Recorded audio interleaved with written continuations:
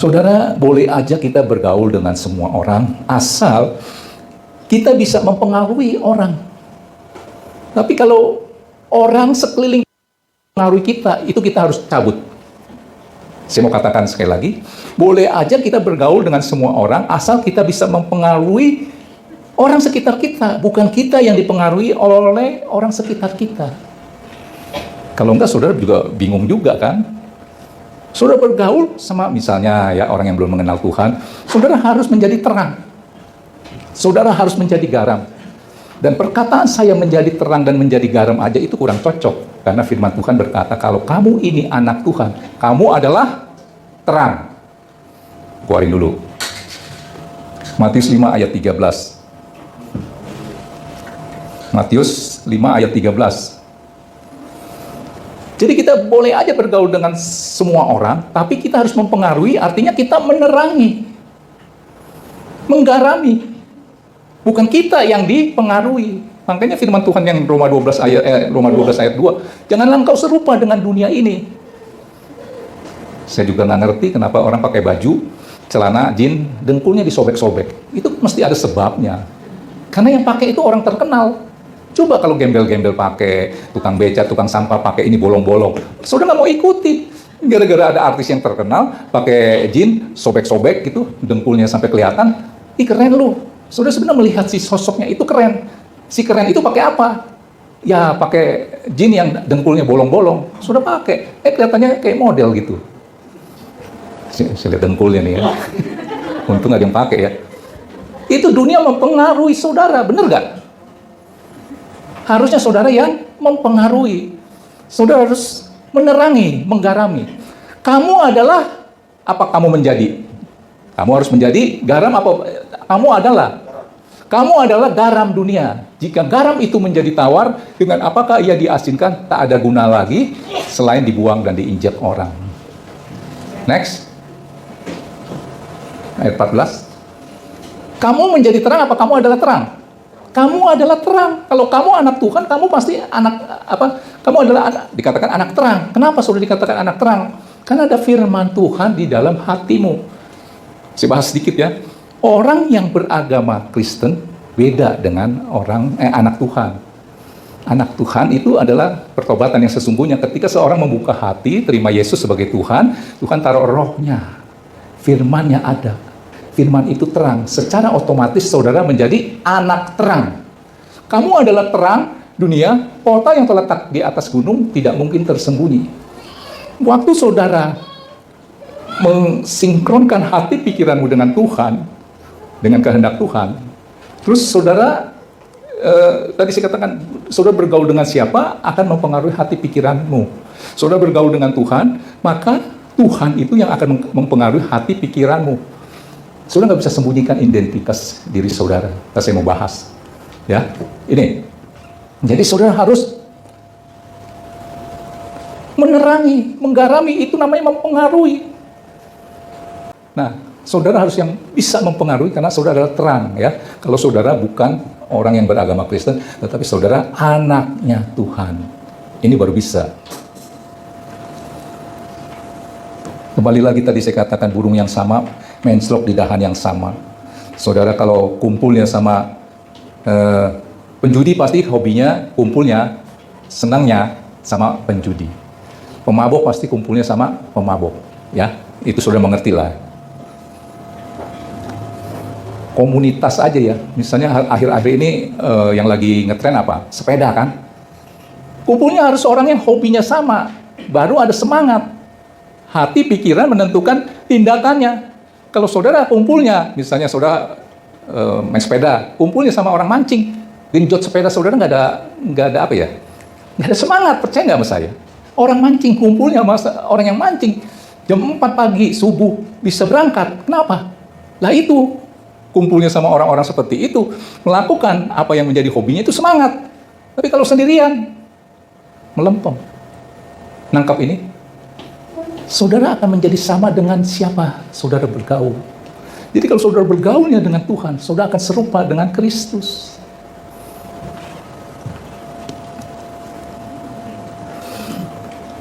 Nah, kalau kita bergaul dengan Tuhan, pasti hobi kita sama dengan Tuhan dong, ya. Dan buku bacaannya apa? Pasti adalah firman Tuhan. Ini jadi kesukaan kita.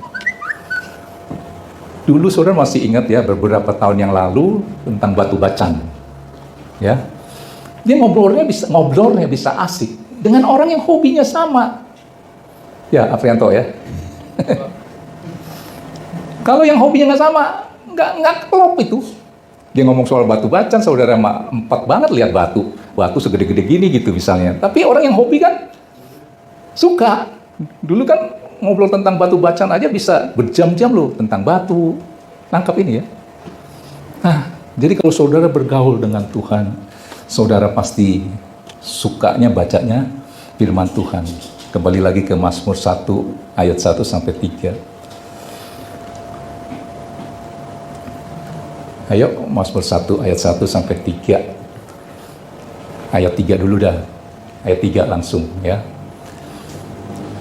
Masuk 2021, saya berharap saudara harus mengalami keberhasilan sesuai Mazmur katakan. Ia seperti pohon yang ditanam di tepi aliran air yang menghasilkan buahnya pada musimnya, yang tidak layu daunnya. Masuk tahun 2021, ayo katakan sama-sama, apa saja yang diperbuatnya berhasil. Ini akan menjadi bagianmu. Tetapi kalau tidak terjadi, penyebabnya apa? Penyebabnya ada di ayat 1. Jangan diklik dulu ayat 1. Firman-Nya berkata begini, ia seperti pohon yang ditanam di tepi aliran air yang menghasilkan buahnya pada musimnya. Dan garis bawahi, yang tidak layu. Kenapa pohon ini bisa layu? Dipengaruhi oleh orang fasik. Bisa nggak? Tadi saudara udah semangat-semangat nih. Ada nasihat, ikutin juga lah nasihat orang fasik. Nah ini nanti kita mau bahas. Jadi layu. Apa pengertian layu? Apa ya? Coba kasih. Layu itu loyo, ya. Apalagi? Lemes. Nggak semangat lagi. Oleh karena pengaruh yang tadi tuh di ayat 1 itu. Berbahagialah orang yang tidak berjalan menurut nasihat orang fasik, berdiri di jalan orang berdosa, kumpul dengan orang pencemooh. Yang tadinya lagi mantep-mantep. Ketika engkau kumpulnya sama anak-anak Tuhan, engkau coba keluar dari komunitas anak-anak Tuhan, bergaul dengan dunia, ya. Jadi layu deh. Iman saudara jadi lemah. Tadi saya katakan, udah semangat-semangat, sudah diketemukan vaksin. Semangat-semangat. Jadi lemes deh. Karena ada pengaruh dari WA, bahwa vaksin itu ternyata begini, begitu. Yang ngomong orang pinter lagi, profesor, dokter, bla bla bla bla. Wah, bukan sembarangan nih. Harus kita renungkan. Akhirnya sudah jadi lemes deh. Layu dah. Nangkep dari apa yang saya katakan? Ya? Nah, kembaliin ayat 1. Kenapa layu itu? Karena di ayat 1 itu, di sini ada 3 orang. Orang fasik, orang berdosa, pencemooh. Maka kita harus menghindari 3 model orang itu ketika kita tidak bisa mempengaruhi mereka. Harusnya kita yang mempengaruhi mereka, karena kita adalah terang, kita adalah garam, kita yang mengasini. Tetapi kalau engkau nggak bisa, kau harus keluar dari komunitas seperti itu. Nangkap ini ya. Saya bahas satu-satu. Nasihat orang fasik. Bisa nggak nasihat orang fasik itu mempengaruhimu? Bisa. Kalau bacaanmu itu misalnya, kalau dulu saya suka baca horoskop. Pak Budi bintang apa, Pak? Aries. Dia aja tahu Aries. Pak Thomas? Aries juga. Aries juga. Pak Aprianto? Gemini.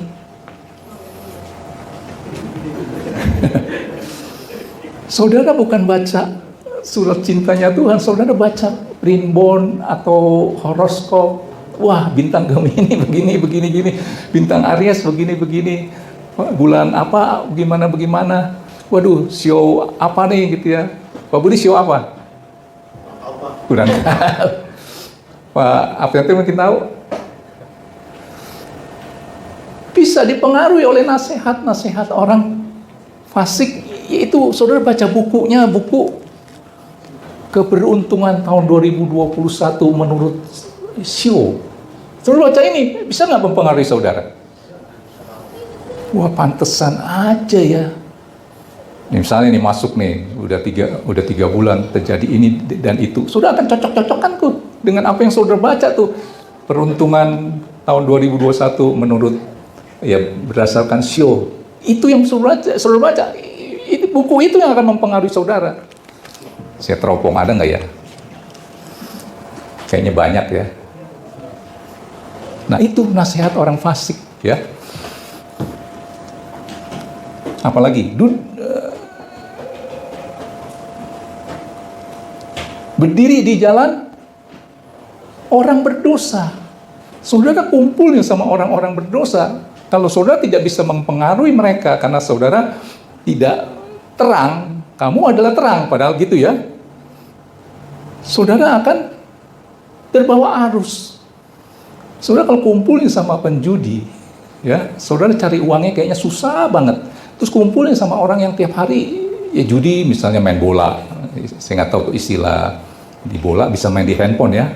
Saudara lihat dia cari duitnya begitu gampang. Saudara pontang-panting dapat 100.000 aja sampai keringatnya bukan main. Saudara lama-lama akan ikut sama ya ini. Lu kok bisa ya? Cepet banget gitu ya, dapat uang sekian gitu ya. Motor sebentar aja kebeli. Hatinya pengen nih. Caranya bagaimana dong? Kasih tahu dong. Lagi susah-susah gini mah, udah main saham aja. Tuh lu lihat aja tuh, sebentar aja. Lu tahu kan 2 bulan yang lalu dia bagaimana, pagi makan sore enggak kan? Sekarang lu lihat, luar biasa. Kok bisa seperti itu? Ini kalau saya anggap judi ya, unsur judi ada di situ. Nah, dia main itu. Mau nggak mau nanti saudara ikut. Pak Joni aja hampir ikut ya Pak ya. Sudah pernah main. Kalah tuh, itu contoh. Nangkap ini. Jadi kamu jangan berdiri di jalan orang berdosa. Terus apa lagi? Duduk di dalam kumpulan pencemooh. Apa sih pencemooh? Pak Budi bisa kasih saya masukan, pencemooh itu apa? Keluarkan, kalau nggak tahu saya keluarkan menurut apa? Ngomongin orang, ya nggak apa-apa, kurang tepat banget sih. Pak Budi apa? Hah? Ya saya kasih clue-nya ya. Tuhan paling benci dan menentang orang apa? Congkak. Pencemooh itu sebenarnya di atasnya congkak, di atasnya keangkuhan. Ayo keluarin coba. Amsal 21 ayat 24, definisi pencemooh menurut Alkitab. Ayo.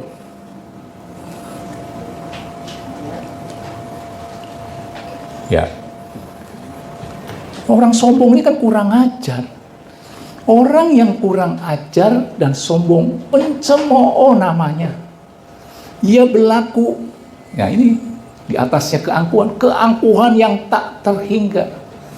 Pencemooh adalah orang yang suka merendahkan kuasa Tuhan. Pencemooh itu orang yang merendahkan orang yang beribadah kepada Tuhan. Merasa dirinya kuat. Kalau mau apa, kita mau berdoa, pencemooh bilang, ngapain sih begitu aja pakai doa-doa? Dia doanya tunggu apa? Tunggu keangkuhannya itu hancur, di mana dia udah nggak bisa apa-apa. Divonis dokter sakit kanker stadium 10. Nah lu, baru tuh. Nangkap ini. Saudara duduk dalam kumpulan pencemooh, iman saudara akan terbawa arus. Saya sering katakan ya, aduh lu sih terlalu rajin lu, terlalu rohani untuk beribadah. Gua juga orang Kristen, lu pikir gua bukan orang Kristen? Gua rasa gua diberkati luar biasa, nggak kayak lu. Pagi-pagi jam 5 harus doa, tiap minggu gua ajak lu pergi, alasannya nggak bisa lah, aduh gua mau ibadah dulu. Lu lihat gua, setahun gua cuma 2 kali, Paskah sama Natal doang gua ibadah, tapi lu lihat berkatnya. Gue lebih kaya daripada lu. Saudara kumpul sama orang seperti itu, lama-lama saudara yang tadinya rajin berdoa, lama-lama mau nggak berdoa lagi? Nggak mau. Tangkap ini. Sudah kumpulnya sama orang seperti itu. Lama-lama sudah nggak mau berdoa lagi. Ada es kacang hijau, saudara, mau makan nih dulu nih. Berdoa. Si pencemooh bilang, lu mah norak deh. Makan es kacang hijau aja, doa. Lama-lama sudah nggak mau doa lagi loh. Nangkep nggak? Dicemooh seperti itu. Kalau apa-apa selalu saya melibatkan Tuhan. Ada orang ngomong gitu, stop, jangan bawa-bawa nama Tuhan. Waduh, saya langsung sakit hati gitu. Buset. Dia bilang semua ini bisa karena kemurahan Tuhan. Stop, jangan bawa-bawa nama Tuhan. Itu bahaya, itu pencemooh. Lu bisa begini karena apa? Kuat gagal lu. Semua karena Tuhan. Nangkep ini nggak? Ada nggak orang yang seperti itu? Dikit-dikit misalnya orang tua nasihati, misalnya Cileni nasihati anaknya, jangan lupa doa, ingat deh doa tuh itu, yang begini-ginian nggak bisa deh, doa jangan bawa-bawa nama Tuhan dah, ini alianya area bukan rohani. Tuh misalnya contoh ya. Jadi kalau saudara kumpulnya sama pencemooh, Alkitab berkata, orang yang kurang ajar ini, gak bisa melihat kemurahan Tuhan, apalagi menikmati kemurahan Tuhan. Dia dipikir kuat gagah dia. Orang yang kurang ajar nih namanya, sombong, pencemooh namanya. Ia berlaku dengan kesombongan yang tak terhingga. Sombongnya minta ampun. Nangkep ini ya.